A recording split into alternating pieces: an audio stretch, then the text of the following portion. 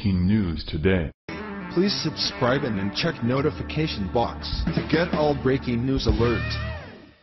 A scheduled surprise visit by President Donald Trump to the Demilitarized Zone, DMZ, between North and South Korea had to be cancelled on Wednesday due to bad weather just hours before Trump was set to address South Korea's National Assembly.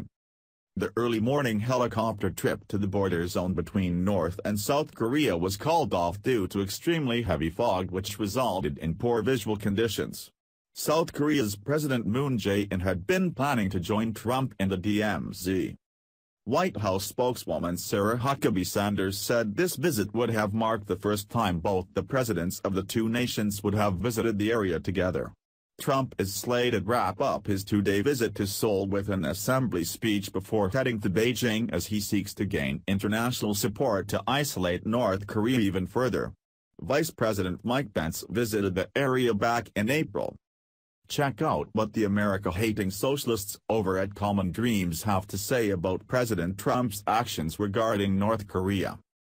After surprise visit to DMZ, Pence tells North Korea all options are on the table. Critics condemn Trump administration's unhinged foreign policy. Seemingly unabashed after North Korea's warning last week of an imminent thermonuclear war, Vice President Mike Pence once again engaged in saber-rattling against the country on a surprise visit to the Demilitarized Zone, DMZ, between North and South Korea on Monday. We have plenty of reason to be frightened of Donald Trump's America-first foreign policy, which doesn't serve Americans, much less anyone else around the world. Christine Hong, University of California, Santa Cruz. All options are on the table when it comes to North Korea, Pence said as he stood alongside South Korea's acting president Hwang Kyo-won, in Seoul, and promised an overwhelming and effective response if North Korea launched a nuclear weapon. Just in the past 2 weeks we witnessed the strength of resolve of our new leader. North Korea would do well not to test his resolve, Pence added, referring to President Donald Trump's unilateral deployment of 59 cruise missiles to Syria and the U.S. military's use of its largest non-nuclear bomb in Afghanistan. Pence began a multi-country Asia tour with his planned visit to Seoul on Sunday, and surprised observers by also visiting the DMZ on Monday. Earlier Monday, when Pence spoke from the DMZ, the vice president vowed that the Obama administration's era of strategic patience is over. While he spoke, North Korean soldiers stood mere feet away on the other side of the border, and snapped photos of the vice president. President Trump has made it clear that the patience of the United States and our allies in this region has run out and we want to see change, Pence said. We want to see North Korea abandon its reckless path of the development of nuclear weapons, and also its continual use and testing of ballistic missiles is unacceptable, he continued. Foreign policy in North Korea experts were highly critical of the vice president's comments. I think what we're witness to is a kind of revisionism both with Vice President Pence and Secretary of State, Rex Tillerson.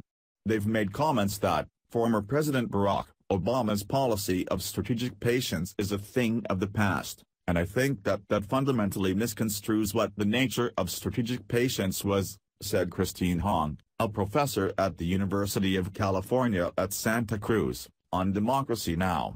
Monday. Far from being a kinder, gentler, or even softer policy toward North Korea, Obama's policy toward North Korea was in point of fact one of warfare, Hong said, pointing out the Obama administration's cyber warfare campaign against the North Korean regime. Even the possibility of military action against North Korea would be inconceivable if the Obama administration hadn't made the militarization of the larger Asia-Pacific region one of its topmost foreign policy objectives. The fact is that American nuclear intimidation of North Korea goes back to the Korean War, added Bruce Cumings, author of North Korea, Another Country, who also spoke on Democracy Now! Monday.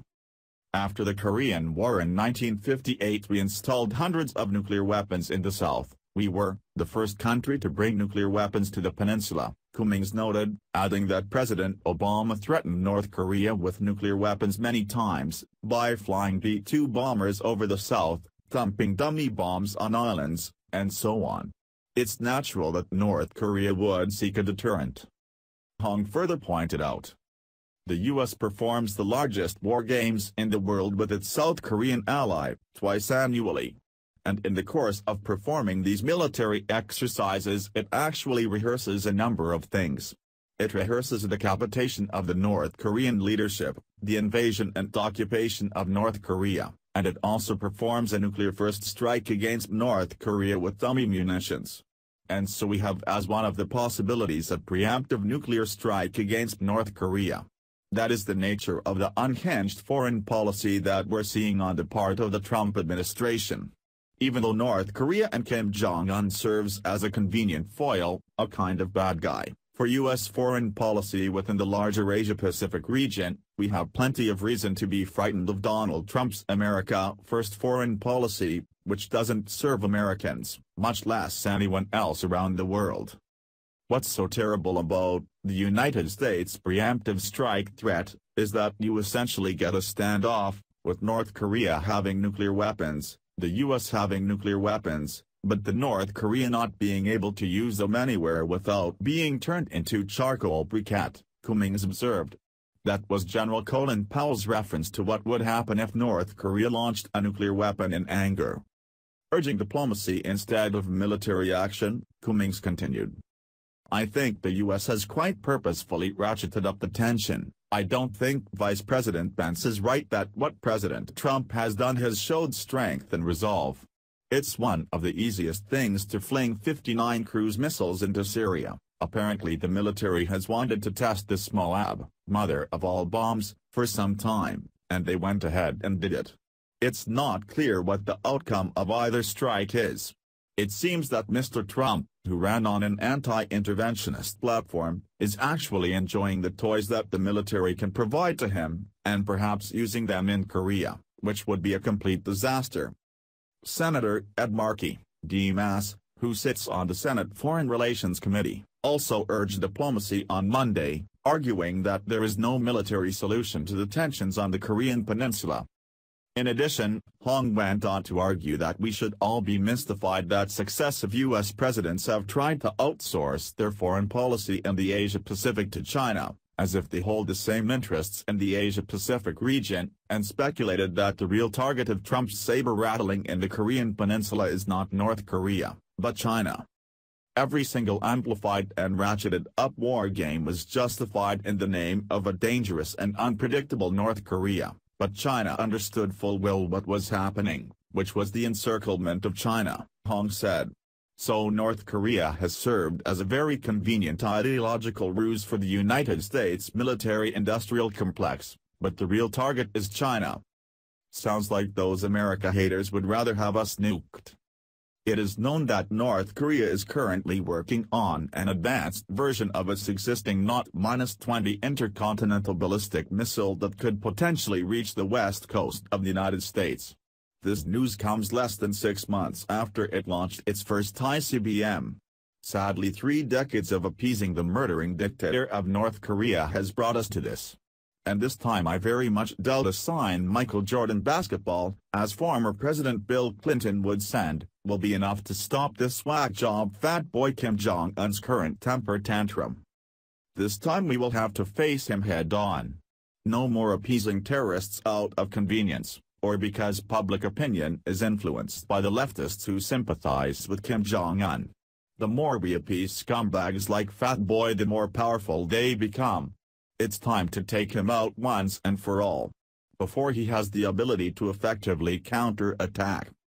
Please share if you are relieved to finally have a grown-up in the White House. Follow us on Facebook at Freedom Daily.